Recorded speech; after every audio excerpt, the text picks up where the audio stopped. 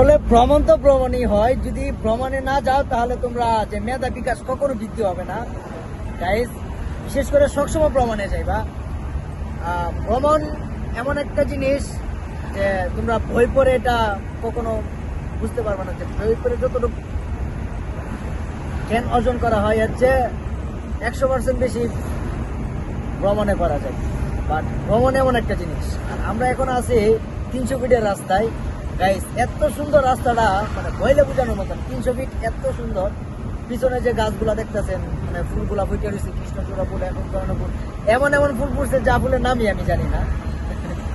এখানে গাঁদা, রজনীগন্ধা, হাসনাহানা, জবা, অনেক কিছুই আছে গাইস। হ্যাঁ, তো মানে বইলে বোঝানোর মতন এত সুন্দর রাস্তা, কিন্তু আমার ক্যামেরা আমাদের হালকা ভালো করে গেছে বিদায় আমি অনেক কিছু নিতে পারতেছি না গাইস। দেখেন পিছনের যে ভিউটা, আমি আপনাদেরকে যদি বুঝাই, মানে দেখাই, এত সুন্দর।